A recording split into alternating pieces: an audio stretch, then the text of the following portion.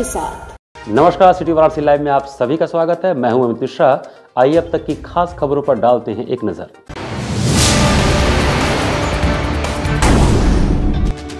काशी पहुंचे PM Modi, BHU में आयोजित काशी तमिल संगमम का किया विधिवत शुभारंभ। कहा, आजादी के बाद राष्ट्रीय एकता को मजबूत करना था, दुर्भाग्य से ऐसा नहीं हुआ। वीरांगना माही लक्ष्मीबाई की धूमधाम के साथ मनाई गई 187वीं जयंती।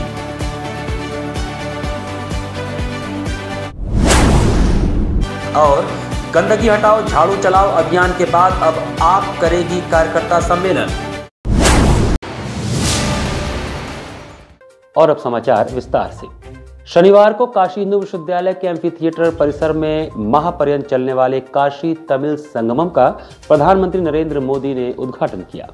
प्रधानमंत्री नरेंद्र मोदी ने शनिवार को महामना की बगिया काशी हिंदू विश्वविद्यालय के एम्फी थिएटर परिसर में महापर्यंत चलने वाले काशी तमिल संगमम का उद्घाटन किया।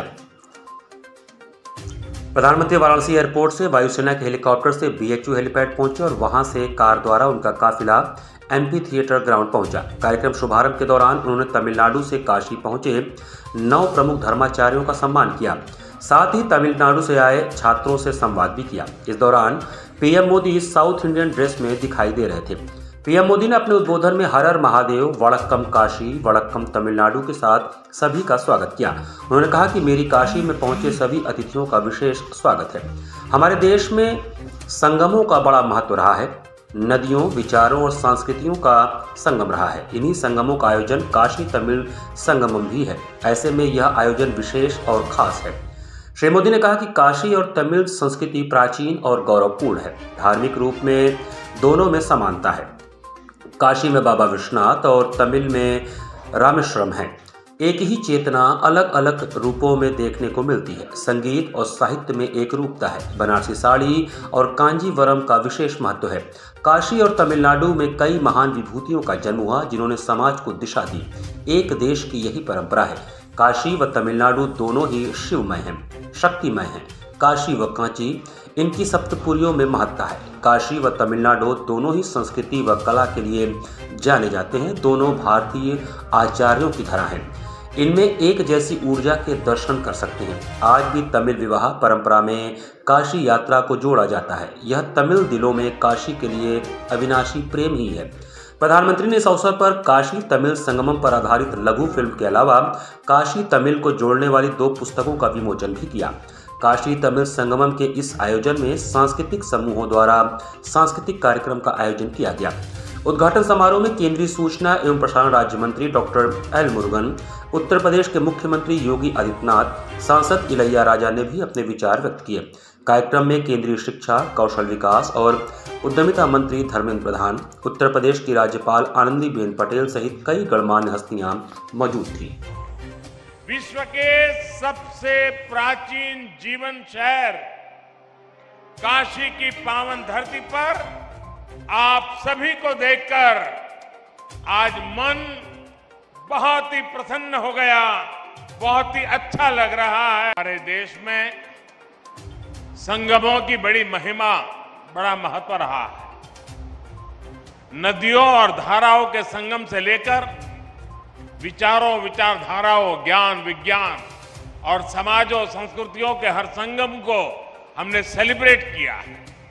ये सेलिब्रेशन वास्तव में भारत की विविधताओं और विशेषताओं का सेलिब्रेशन है और इसलिए काशी तमिल संगमम अपने आप में विशेष है, अद्वितीय है।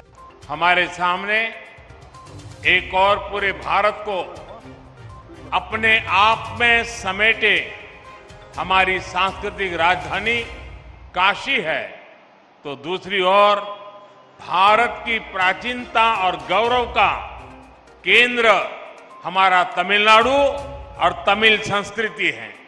ये संगम भी गंगा यमुना के संगम जितना ही पवित्र है।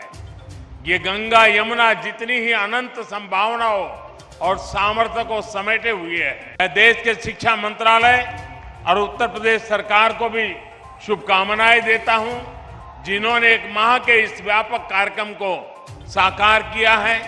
इसमें BHU और IIT मद्रास जैसे महत्वपूर्ण शिक्षा संस्थान भी सहयोग कर रहे हैं। विशेष रूप से मैं काशी और तमिलनाडु के विद्वानों का, छात्रों का अभिनंदन करता हूं। शनिवार को मध्यरात्रि उत्तर एवं दक्षिण भारतीय संस्कृति को सहेजे हुए काशी तमिल संगमम की पहली ट्रेन बनारस स्टेशन पहुंची।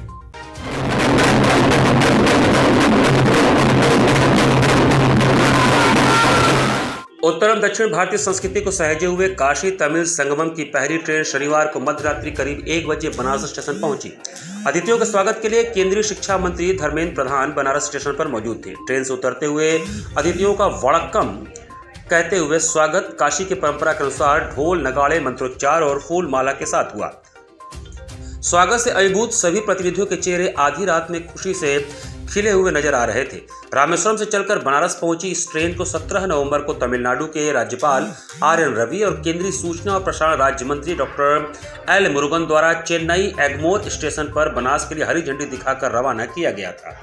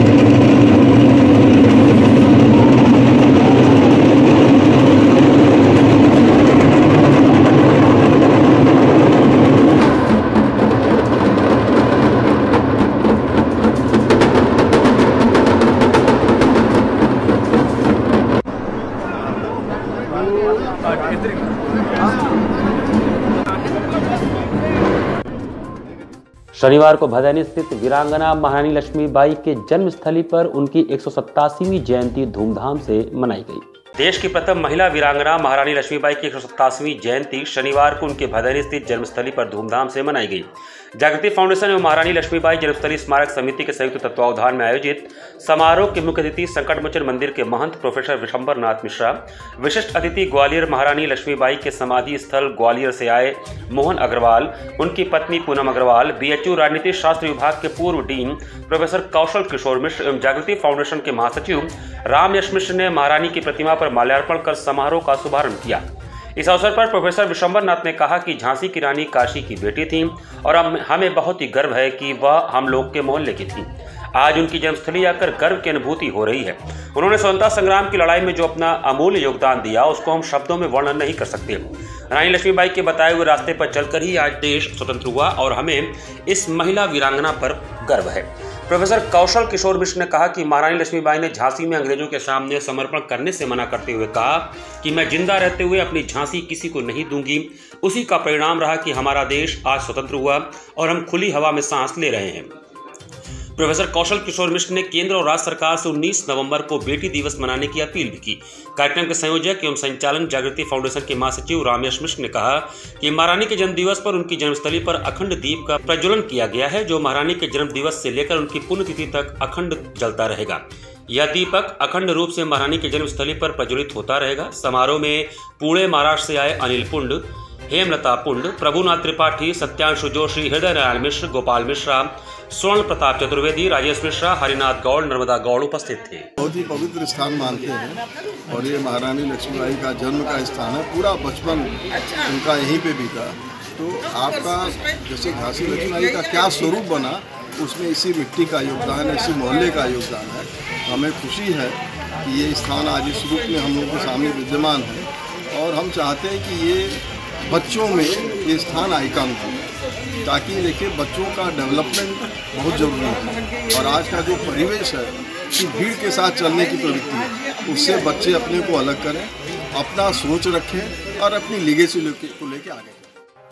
गंदगी हटाओ झाड़ू चलाओ अभियान को जनता द्वारा मिले समर्थन के बाद आम आदमी पार्टी प्रदेश के सभी नगर निगम, नगर पंचायत व नगर पालिका क्षेत्रों में कार्यकर्ता सम्मेलन करेगी। आम आदमी पार्टी द्वारा निकाय चुनाव के मद्देनजर गंदगी हटाओ झाड़ू चलाओ अभियान को मिले जनता के समर्थन के बाद यूपी प्रभारी सांसद संजय सिंह के निर्देशानुसार आम आदमी पार्टी प्रदेश के सभी नगर निगम, नगर पंचायत व नगर पालिका के क्षेत्रों में कार्यकर्ता सम्मेलन करेगी।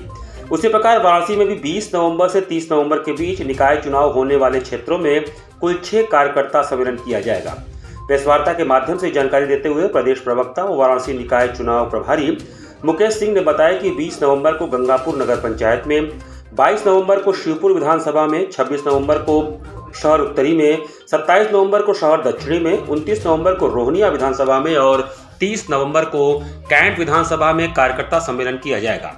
मुकेश सिंह ने बताया कि सम्मेलन में चुनाव लड़ने के इच्छुक लोगों को आवेदन पत्र भी दिए जाएंगे, जो कि पूरी तरह निःशुल्क होगा। सम्मेलनों में उस क्षेत्र के पदाधिकारी, कार्यकर्ता और चुनाव लड़ने के इच्छुक उम्मीदवार हिस्सा लेंगे। और आगामी 20 तारीख से लेकर 30 नवंबर तक हम पूरे प्रदेश में 800 से ज़्यादा जगहों पर कार्यकर्ता सम्मेलन करने जा रहे हैं और बनारस में भी 6 जगहों पर, यानी कि 5 नगर निगम से संबंधित विधानसभाओं और गंगापुर नगर पंचायत में हम लोग कार्यकर्ता सम्मेलन करने जा रहे हैं, जिसकी शुरुआत हम 20 तारीख से गंगापुर में करने जा रहे हैं। गंगापुर के बाद 22 तारीख को हम 22 तारीख, 26 तारीख, 27 तारीख, 29 तारीख, 30 तारीख को विभिन्न विधानसभाओं में हम अपना कार्यकर्ता सम्मेलन करेंगे। बड़ा लालपुर स्थित जीवनदीप पब्लिक स्कूल का वार्षिकोत्सव शनिवार को जीवनदीप पब्लिक स्कूल के प्रांगण में आयोजित हुआ। बड़ा लालपुर स्थित जीवनदीप पब्लिक स्कूल का वार्षिकोत्सव शनिवार को जीवनदीप पब्लिक स्कूल के प्रांगण में आयोजित किया गया। इस अवसर पर समारोह की अध्यक्षता करते हुए जीवनदीप शिक्षण समूह के चेयरमैन डॉक्टर अशोक कुमार सिंह ने कहा कि आज़ादी के इस अमृत काल में यह देश के लिए गौरव की बात है कि विश्व समुदाय में भारत की भूमिका नेतृत्वकर्ता की तरफ तेजी से बढ़ रही है। आज़ादी के बाद भारत में उपजी समस्याओं का जिक्र करते हुए डॉक्टर सिंह ने कहा कि अशिक्षा, कुपोषण, बेरोजगारी जैसी समस्याएं एक समय मुंह बाय खड़ी थीं, लेकिन यह देशवासियों और नेतृत्व का गुण ही रहा जिसने भारत को इन समस्याओं से जल्द ही छुटकारा दिला दिया। आज 21वीं शताब्दी के दूसरे दशक में भारत विश्व के अग्रणी देशों के कतार में खड़ा है, तो इसमें कहीं न कहीं मौजूदा सरकार की दक्ष कार्य प्रणाली ही जिम्मेदार है। कार्यक्रम के मुख्य अतिथि एनडीआरएफ वाराणसी के कमांडेंट मनोज कुमार शर्मा ने बतौर मुख्य अतिथि विद्यार्थियों को संबोधित करते हुए कहा कि आज़ादी के अमृत काल में यह हम सभी की संयुक्त जिम्मेदारी है कि देश को भ्रष्टाचार से मुक्त बनाएं। उन्होंने कहा कि बीते 75 सालों में भारत ने जिस दृढ़ता के साथ विरोधी ताकतों का सामना किया है, यह सचमुच में एक मिसाल है। वार्षिकोत्सव 2022 में राष्ट्रीय स्वयंसेवक संघ के प्रांत प्रचारक काशी के दीनदयाल बतौर विशिष्ट अतिथि उपस्थित रहे। उन्होंने विद्यार्थियों को राष्ट्र का भविष्य बताते हुए कहा कि यह जिम्मेदारी भावी पीढ़ी की भी है कि वो देश के गौरव को न सिर्फ आगे बढ़ाएं, बल्कि बुरी शक्तियों से इसकी रक्षा भी करें। किसी भी विकसित समाज में उसके अशिक्षित लोगों से यह स्वाभाविक अपेक्षा की जाती है कि वह निर्णय लेने की भी क्षमता का समय समय पर प्रदर्शन करें।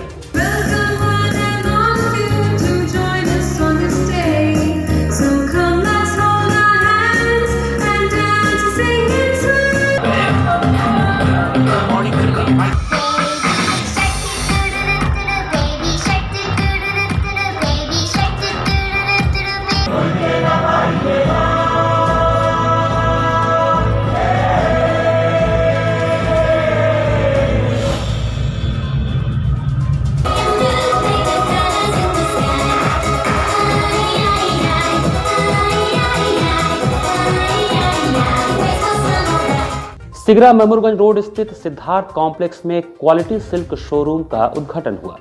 सिद्धार्थ कॉम्प्लेक्स सिगरा ममूरगंज रोड स्थित क्वालिटी सिल्क शोरूम का व्यापारी नेता हाजी बदरुद्दीन अहमद ने फीता काट कर उद्घाटन किया। इस शोरूम में 500 रुपए से लेकर 50,000 रुपए तक की उम्दा बनारसी साड़ियाँ उपलब्ध हैं। सिफॉन, जॉर्जेट आदि कई वैरायटीज़ की साड़ियों के साथ ही सूट, दुपट्टा व अन्य आकर्षक परिधान भी यहाँ उपलब्ध हैं। उद्घाटन में शिवानंद, संदीप श्रीवास्तव, ब्रिजेश जायसवाल, हीरालाल यादव, आनंद सिंह, शीतला प्रसाद पाठक, जयप्रकाश, सुनील जी शुक्ला आदि लोग उपस्थित थे। इस अवसर पर आए अतिथियों का स्वागत दिलशाद अहमद ने किया। साड़ी के सारे तरह के रेंज 200-500 रुपये से लेकर के 10-20-25 हज़ार रुपये तक की साड़ी यहाँ उपलब्ध है। उसमें बहुत सी क्वालिटियाँ होती हैं और साड़ी ही नहीं मतलब सूट है और इसका दुपट्टा टाइप का है, इसमें काफ़ी इसमें बहुत बड़ा रेंज है, काफ़ी रेंज है इसमें। और हमारे इस जगह पे तो साड़ी की थी ही नहीं, एक आवश्यकता भी थी कि एक दुकान खोली जाए और कुछ ईमानदारी से सेवा किया जाए। उसी तहत हम लोग जो है इस काम में शुरू किए हैं। आने वाले ग्राहकों को क्या लाभ मिलेगा? क्या आने वाले ग्राहकों के पास सबसे बड़ा लाभ तो यही है कि हम ठगारी नहीं होगी, यहाँ एक दाम बेचेंगे, मुनासिब दाम में बेचेंगे। 20 नवंबर को बनारस पावर लिफ्टिंग एसोसिएशन द्वारा महिला और पुरुष वर्ग का मिस्टर पूर्वांचल बेंच प्रेस प्रतियोगिता का आयोजन किया जाएगा। Banaras power lifting association Varanasi के तत्वावधान में न्यू इंडियन जिम पांडेपुर द्वारा first Indian classic mister Purvanchal bench press प्रतियोगिता महिला व पुरुष वर्ग का आयोजन 20 नवंबर रविवार को शास्त्री घाट वरुणा पुल कचहरी में आयोजित किया जाएगा। इस आयोजन को लेकर एक पत्रकार वार्ता किया गया, जिसको संबोधित करते हुए राम सिंह, अशोक पटेल, SK प्रजापति, मोहम्मद अहमद, रमेश सेठ और बसंत गुप्ता ने बताया कि बॉडी बिल्डिंग चैंपियनशिप 8 भाग वर्गों में आयोजित की जाएगी। बॉडी बिल्डिंग चैंपियनशिप के सभी विजेताओं को prize money, prize medal, t-shirt इत्यादि से पुरस्कृत किया जाएगा। इसमें हमने cash money prize first time रखा है जो 3 लाख रुपया बांटा जाएगा। इसके चीफ गेस्ट हमारे हैं उदयलाल मौर्य, विधायक उदयलाल मौर्य जी, और अशोका इंस्टीट्यूट ऑफ टेक्नोलॉजी के चेयरमैन अमित मौर्य और भूतपूर्व चेयरमैन मधुकर मौर्य जी। और विशिष्ट अतिथि में हमारे आ रहे हैं अमित श्रीवास्तव, STF प्रभारी, और हमारे बीच बैठे हुए हैं ये भी हमारे कल के गेस्ट हैं, चूँकि ये गुड लाइफ के कंपनी के चेयरमैन हैं, तो ये सभी लोग हमारे कल के मुख्य अतिथि रहेंगे। कितने कैटेगरी में ये चैंपियनशिप जो हो रही है बॉडी बिल्डिंग की, जो 8 कैटेगरी में हो रही है और मेन फिजिक 2 कैटेगरी में हो रही है। जो बॉडी बिल्डिंग चैंपियनशिप हो रहे हैं इसके ओवरऑल विजेता को 15,000 रुपये और सेकंड विनर को 11,000 और थर्ड विनर को 5,000 रुपये दिए जाएंगे। और जो मेंस फिजिक हो रहे हैं इसके ओवरऑल चैंपियन को 11,000 रुपये दिए जाएंगे। इनके भी ग्रुप में भी पैसे दिए जा रहे हैं, ठीक है। और जो हमारे बेंच प्रेस चैंपियनशिप हो रहा है उसमें हम अपने उन खिलाड़ियों को कुछ गिफ्ट्स दे रहे हैं, जो कि इसलिए उनके लिए रखा जा रहा है कि भाई गिफ्ट्स है तो भाई लोग अपने घर पे उसको अच्छे से देखेंगे तो उनको अच्छा लगेगा कि भाई हमने इस चैंपियनशिप में, इस प्रोग्राम में ये चीज़ें जीता। इसी के साथ सिटी वाराणसी लाइव का इस संस्करण में ही समाप्त करते हैं। मुझे दीजिए आज्ञा, नमस्कार।